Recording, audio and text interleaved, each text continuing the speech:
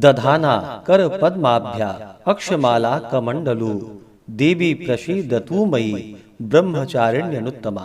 या देवी सर्वभूतेषु मां ब्रह्मचारिणी रूपेण संस्थिता नमस्तस्यै नमस्तस्यै नमस्तस्यै नमो नमः। ओम श्री ब्रह्मचारिण्यै नमः। जय श्री राधे कृष्ण। आप सभी का आपके अपने YouTube channel VK Mishra present में बहुत बहुत स्वागत है। आइए आज आप सब सुनेंगे नवरात्रि के दूसरे दिन ब्रह्मचारिणी माता की कथा।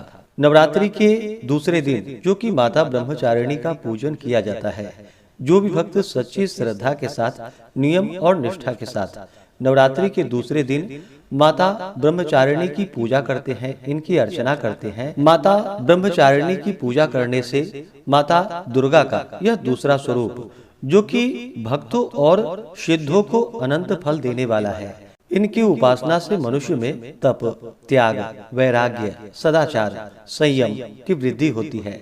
जीवन के कठिन संघर्षों में भी उनका मन कर्तव्य पथ से विचलित नहीं होता है। माँ ब्रह्मचारिणी देवी की कृपा से उसे सर्वत्र सिद्धि और विजय की प्राप्ति होती है। नवरात्रि के दूसरे दिन इन्हीं के स्वरूप की पूजा की जाती है। इस दिन साधक का मन स्वाधिष्ठान चक्र में शिथिल हो जाता है। इस चक्र में अवस्थित मन वाला योगी उनकी कृपा और भक्ति प्राप्त करता है। इस दिन ऐसी कन्याओं का पूजन किया जाता है जिनका विवाह तय हो गया हो लेकिन अभी शादी नहीं हुई हो। इससे उन्हें अपने घर बुलाकर पूजन के पश्चात भोजन कराकर वस्त्र, पात्र आदि भेंट किए जाते हैं।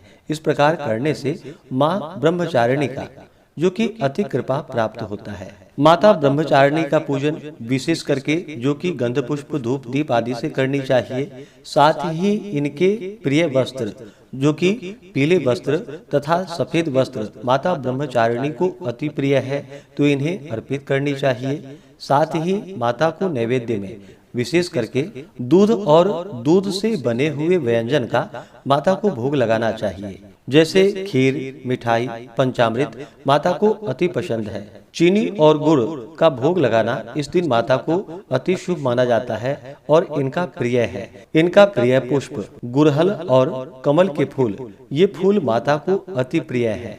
इस दिन माता का जल से अभिषेक करे, पंचामृत से अभिषेक करे, शुद्ध गंगा जल से अभिषेक करे। माता को सफेद वस्त्र या पीले वस्त्र अर्पित करे। उसके बाद अक्षत, चंदन, पुष्पों की माला अर्पित करे। फिर धूप और दीप दिखाएं। अनेक प्रकार के नैवेद्य माता को अर्पित करे। जल से आचमनी करवाएं। मुख शुद्धि के लिए पान पत्र, सुपारी, लौंग, इलायची के साथ में अर्पित करे तथा माता को बतासे भी अर्पित करे। इससे माता अति प्रसन्न होती है। तो आइए सुनते हैं ब्रह्मचारिणी माता की कथा। तो बोलिए प्रेम से ब्रह्मचारिणी माता की जय। नव दुर्गा देवी की जय। सर्व देवी देवता की जय। माता ब्रह्मचारिणी का स्वरूप अत्यंत शांत एवं मनोरम है। उनके दाहिने हाथ में जबकि अक्षय माला और बाएं हाथ में कमंडलू सुसज्जित है। इस स्वरूप में माता बिना किसी वाहन के नजर आती है। नवरात्रि के पावन त्योहार के दूसरे दिन माता ब्रह्मचारिणी की विधि पूर्वक पूजा होती है। देवी ब्रह्मचारिणी के महात्म्य की कथा महादेव के प्रति उनके प्रेम और निष्ठा से जुड़ी हुई है। माँ दुर्गा का यह अवतार मनुष्य को निष्ठा और वैराग्य की सीख देता है। उनकी महिमा की कथा जो कि मार्कंडेय पुराण के अनुसार जो बतलाई गई है। धार्मिक कथाओं के अनुसार प्रजापति दक्ष ने कनखल में एक विराट यज्ञ का आयोजन किया। महादेव के प्रति मन में विरोध और ईर्ष्या का भाव होने के कारण उन्होंने महादेव और देवी सती के अलावा उस यज्ञ में सभी को निमंत्रित किया। जब देवी सती को इस यज्ञ के बारे में पता चला तो उन्होंने यज्ञ में पहुंचकर अपने पिता से ऐसा करने का कारण पूछा। इस पर प्रजापति दक्ष ने अपनी पुत्री और महादेव को अपशब्द कहे और इस अपमान से व्यथित होकर देवी सती ने भगवान शिव का ध्यान करते हुए योगाग्नि द्वारा अपने देह का त्याग कर दिया।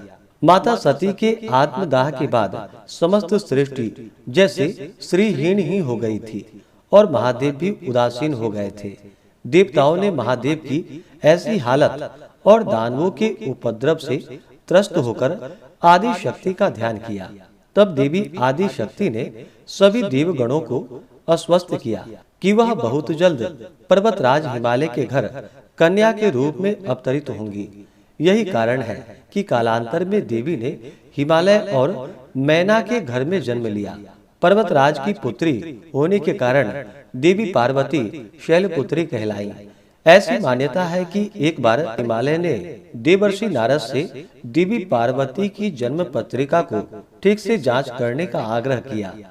देवर्षि ने देवी पार्वती की जन्म पत्रिका देखकर यह बतलाया कि आगे जाकर वह त्रिलोक की स्वामी महादेव की संगिनी बनेंगी। जब इस बात का पता देवी पार्वती को चला तो उन्होंने वन में जाकर महादेव की कठोर तपस्या करना शुरू कर दिया। इस कठोर तपस्या के दौरान देवी ने भोजन स्वरूप सिर्फ फल और फूलों पर निर्वाह किया। तत्पश्चात उन्होंने सूखे बिलो पत्रों को ग्रहण करते हुए अपनी तपस्या को जारी रखा। एक समय ऐसा भी आया जब देवी निर्जला और निराहार महादेव की तपस्या में लीन थी। महादेव को पाने के लिए देवी की इतनी कठिन तपस्या के साक्षी सभी देवता एवं ऋषि मुनि बने और उन्होंने देवी पार्वती की इस तपस्या को अभूतपूर्व बतलाया।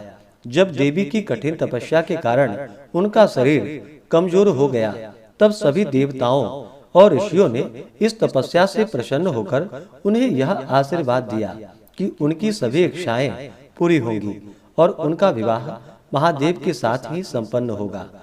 मान्यता तो यह भी है कि देवी का यह स्वरूप भक्तों को अनंत फल प्रदान करने वाला है।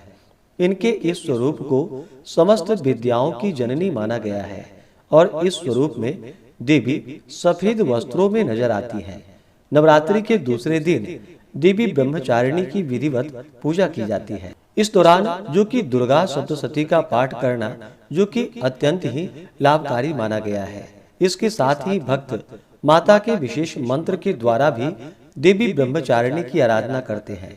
माता ब्रह्मचारिणी की आराधना का मंत्र ओम देवी ब्रह्मचारिणी नमः अर्थात जिन देवी का ओमकार स्वरूप है उन सर्वोत्तमा देवी ब्रह्मचारिणी को हम सभी नमस्कार करते हैं। मान्यता है कि देवी ब्रह्मचारिणी की आराधना करने वाले भक्त शीघ्र ही समस्त भोगों के सुख को भोगकर अपनी आत्मा का कल्याण करते हैं और ब्रह्म तत्व की उन्हें प्राप्ति होती है। हमें भी माता की शरण प्राप्त हो ऐसी भावना होनी चाहिए। देवी दुर्गा के ब्रह्मचारिणी अवतार की कहानी ये हमें सीख देती है कि तप, त्याग, सदाचार, परिश्रम और संयम का मनुष्य के जीवन में कितना महत्व होता है। मनुष्य अगर कठोर परिश्रम करते हुए अपना जीवन यापन करे तो उसे अपने मनोवांछित फल की प्राप्ति अवश्य ही होती है। जिस प्रकार अत्यंत मुश्किल परिस्थितियों में भी देवी ब्रह्मचारिणी ने अपनी तपस्या का पथ नहीं छोड़ा, उसी प्रकार मनुष्य को भी परिश्रम का पथ बिल्कुल भी नहीं छोड़नी चाहिए। तो बोलिए प्रेम से माता ब्रह्मचारिणी की जय। तो आइए सुनते हैं नवरात्रि की कथा। तो बोलिए प्रेम से माता दुर्गा की जय। बहुत समय पहले की बात है कि एक बार बृहस्पति जी ने ब्रह्मा जी से कहा कि हे भगवान, आप अत्यंत बुद्धिमान, सर्वशास्त्र और चारों वेदों को जानने वाले हैं। हे प्रभु, कृपा करके मेरा वचन सुनिए। चैत्र व आश्विन मास में शुक्ल पक्ष में नवरात्र का व्रत और उत्सव क्यों मनाया जाता है? इस व्रत का क्या फल है? इसे किस प्रकार करना उचित है? पहले इस व्रत को किसने किया था? सो विस्तार पूर्वक हमसे कहिए। बृहस्पति जी के ऐसे वचनों को सुनकर ब्रह्मा जी कहने लगे कि हे बृहस्पति, प्राणियों का हित करने की इच्छा से तुमने बड़ा ही अच्छा प्रश्न किया है। जो मनुष्य मनोरथ पूर्ण करने वाली दुर्गा महादेवी सूर्य और नारायण का ध्यान करते हैं वे मनुष्य धन्य हैं। यह नवरात्र व्रत संपूर्ण कामनाओं को पूर्ण करने वाला है। इसके करने से पुत्र चाहने वाले को पुत्र, धन चाहने वाले को धन, विद्या चाहने वाले को विद्या और सुख चाहने वाले को सुख की प्राप्ति होती है। इस व्रत को करने से रोगी मनुष्य का रोग दूर हो जाता है और कारागार हुआ मनुष्य बंधन से छूट जाता है। मनुष्य की तमाम आपत्तियां दूर हो जाती हैं और उससे घर में संपूर्ण संपत्तियां आकर उपस्थित हो जाती हैं। बंध्या और काक बंध्या को इस व्रत को करने से पुत्र उत्पन्न होते हैं। समस्त पापों को दूर करने वाले इस व्रत को करने से ऐसा कौन सा मनोबल है जो सिद्ध नहीं हो सकता। जो मनुष्य अलभ्य मनुष्य देह को पाकर भी नवरात्र का व्रत नहीं करता, वह इस पृथ्वी पर पशु के समान माना जाता है और किसी भी प्रकार के उसे सुख और समृद्धि की प्राप्ति नहीं हो पाती है। और जो मनुष्य सच्ची श्रद्धा के साथ इस व्रत को करते हैं, उनके सारे मनोरथ पूर्ण हो जाते हैं। हे बृहस्पति, जिसने पहले इस व्रत को किया है, उसका पवित्र इतिहास मैं तुम्हें सुनाता हूँ, तुम ध्यान पूर्वक सुनो। इस प्रकार ब्रह्मा जी का वचन सुनकर बृहस्पति जी बोले कि हे भगवान, मनुष्यों का कल्याण करने वाले इस व्रत के इतिहास को मेरे लिए कहो, मैं सावधान होकर सुन रहा हूँ। आपकी शरण में आया हूँ, मुझ पर कृपा करिए और इसके बारे में बतलाइए। तब ब्रह्मा जी कहने लगे कि हे बृहस्पति, जिसने पहले इस व्रत को किया है, उसका पवित्र इतिहास मैं तुम्हें सुनाता हूँ, तुम सावधान होकर सुनो। इस प्रकार ब्रह्मा जी का वचन सुनकर बृहस्पति जी बोले, हे प्रभु, मनुष्यों का कल्याण करने वाले इस व्रत के इतिहास को मेरे लिए कहो, मैं सावधान होकर सुन रहा हूँ। आपकी शरण में आया हूँ, मुझ पर कृपा करो। ब्रह्मा जी बोले कि पीठत नाम के मनोहर नगर में एक अनाथ नाम का ब्राह्मण रहता था। वह भगवती दुर्गा का परम भक्त था। उसके संपूर्ण सद्गुणों से युक्त मनो ब्रह्मा की सबसे पहली रचना हो, ऐसा यथार्थ नाम वाली सुमति नाम की एक अत्यंत सुंदर पुत्री उत्पन्न हुई। वह कन्या सुमति अपने घर के बालकपन में ही अपनी सहेलियों के साथ क्रीड़ा करती हुई इस प्रकार बढ़ने लगी कि जैसे शुक्ल पक्ष में चंद्रमा की कला बढ़ती है। उसका पिता प्रतिदिन दुर्गा की पूजा और होम करता था। उस समय वह भी नियमों से वहां उपस्थित होती थी। एक दिन वह सुमति अपनी सखियों के साथ खेलने लगी और भगवती के पूजन में उपस्थित नहीं हुई। उसके पिता को पुत्री की ऐसी असावधानी को देखकर क्रोध आया और पुत्री से कहने लगा कि हे दुष्ट पुत्री, आज प्रभात से तुमने भगवती का पूजन नहीं किया। इस प्रकार मैं किसी कुष्ठी और दरिद्री मनुष्य के साथ तेरा विवाह करूंगा। इस प्रकार से कुपित पिता के वचन को सुनकर सुमति को बड़ा दुख हुआ और पिता से कहने लगी कि हे पिताजी, मैं आपकी कन्या हूँ, मैं आपके सब तरह से अधीन हूँ, जैसी आपकी इच्छा हो वैसा ही करो। राजा कुष्ठी अथवा किसी के साथ जैसी तुम्हारी इच्छा हो मेरा विवाह कर सकते हो, पर होगा वही जो मेरे भाग्य में लिखा होगा। मेरा तो इस पर पूर्ण विश्वास है। मनुष्य जाने कितने मनोरथों को चिंतन करता है, पर होता वही है जो भाग्य में विधाता लिख देते हैं। जो जैसा करता है उसको वैसा ही फल कर्म के अनुसार मिलता है, क्योंकि कर्म करना मनुष्य के अधीन है, पर फल देवता के अधीन है। जैसे अग्नि में पड़े तृणादि अग्नि को अधिक प्रदीप्त कर देता है, उसी तरह अपनी कन्या के ऐसे निर्भयता से कहे हुए वचन को सुनकर उस ब्राह्मण को अधिक क्रोध आया। तब उसने अपनी कन्या का एक कुष्ठी के साथ विवाह करा दिया और अत्यंत क्रुद्ध होकर पुत्री से कहने लगा कि जाओ, जल्दी जाओ, अपने कर्म का फल भोगो। देखते हैं केवल भाग्य भरोसे पर रहकर तुम क्या करती हो। इस प्रकार से कहे हुए पिता के कटु वचनों को सुनकर सुमति मन में विचार करने लगी कि अहो, मेरा दुर्भाग्य है जिससे मुझे ऐसा पति मिला है। इस तरह अपने दुख का विचार करती हुई वह सुमति अपने पति के साथ वन में चली गई और भयावने कुशयुक्त उस स्थान पर उन्होंने वह रात बड़े कष्ट से व्यतीत किया।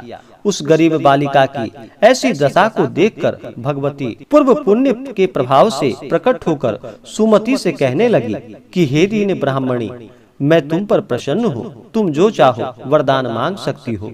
मैं प्रसन्न होने पर मनोवांछित फल देने वाली हूँ। इस प्रकार भगवती दुर्गा के वचन को सुनकर ब्राह्मणी कहने लगी कि आप कौन हैं जो मुझ पर प्रसन्न हुई हैं? वह सब मेरे लिए कहो और अपनी कृपा दृष्टि से मुझ दीन दासी को कृतार्थ करो। ऐसी ब्राह्मणी का वचन सुनकर देवी कहने लगी कि मैं आदि शक्ति हूँ और मैं ही ब्रह्म विद्या और सरस्वती हूँ। मैं प्रसन्न होने पर प्राणियों का दुख दूर कर उनको सुख प्रदान करती हूँ। हे ब्राह्मणी, मैं तुझ पर तेरे पूर्व जन्म के पुण्य के प्रभाव से प्रसन्न हुआ हूँ। तुम्हारे पूर्व जन्म का वृतांत सुनाती हूँ, तुम सुनो। तुम पूर्व जन्म में निषाद की स्त्री थी और अति पतिव्रता थी। एक दिन तेरे पति निषाद ने चोरी की। चोरी करने के कारण तुम दोनों को सिपाहियों ने पकड़ लिया और ले जाकर जेल खाने में कैद कर दिया।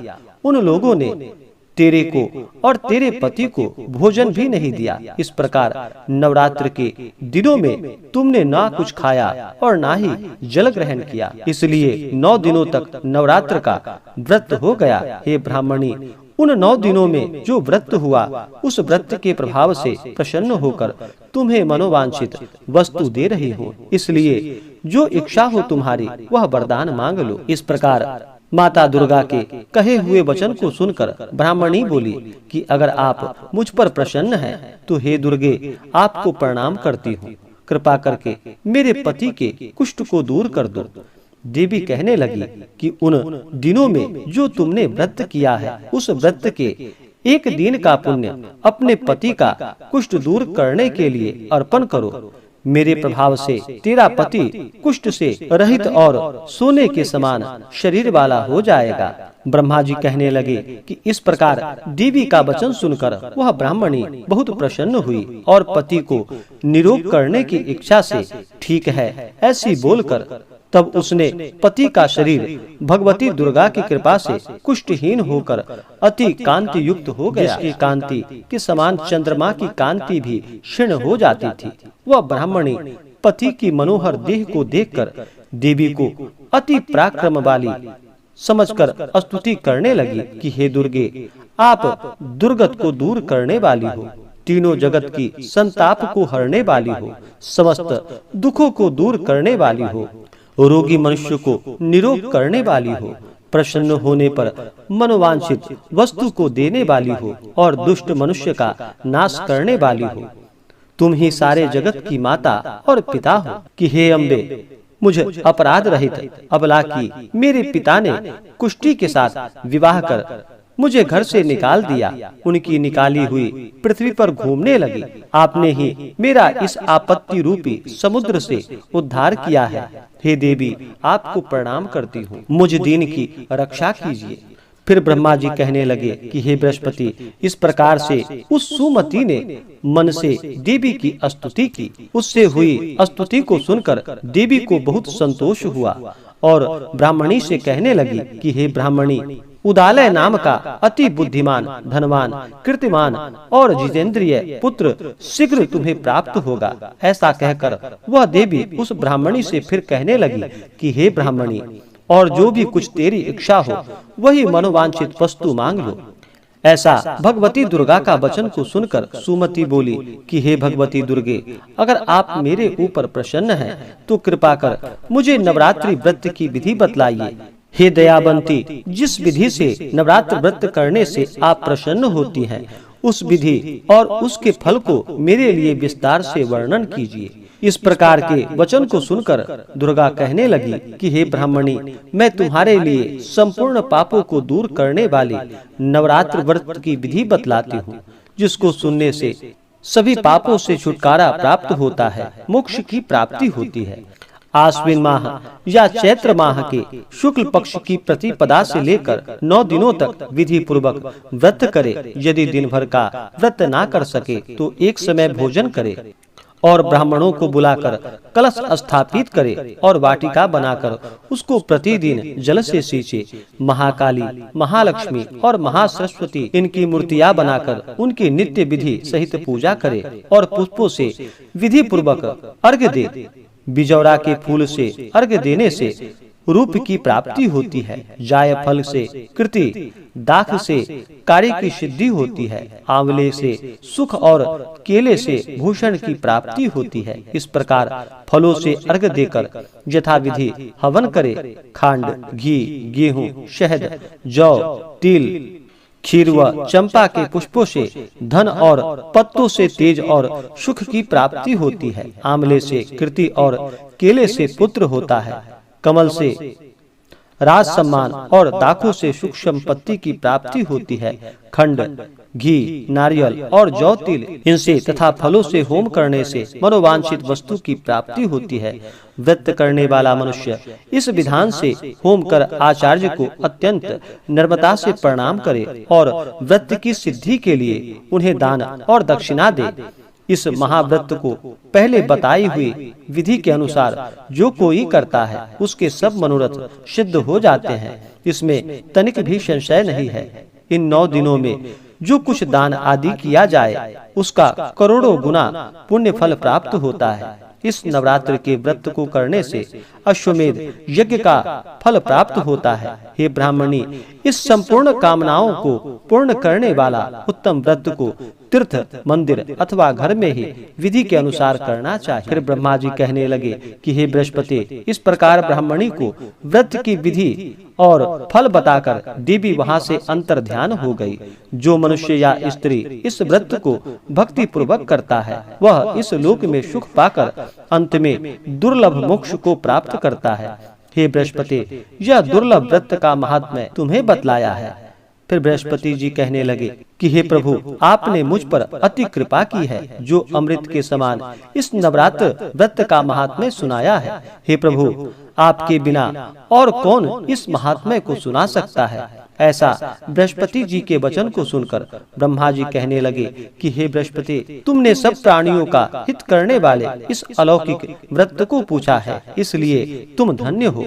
यह भगवती शक्ति संपूर्ण लोकों का पालन करने वाली है। इन महादेवी के प्रभाव को कौन जान सकता है। तो बोलिए प्रेम से दुर्गा माता की जय, महाकाली, महालक्ष्मी, महासरस्वती माता की जय, नौ दुर्गा देवी की जय। तो आशा करता हूँ कि यह जानकारी आपको अच्छा लगा हो। ऐसे ही ज्ञानवर्धक जानकारियाँ प्राप्त करने के लिए हमारे इस चैनल को लाल बटन दबा करके सब्सक्राइब करें, साथ में बेल आइकन घंटी दबाएं ताकि मेरे वीडियो का नोटिफिकेशन आपके पास सबसे पहले पहुंचे।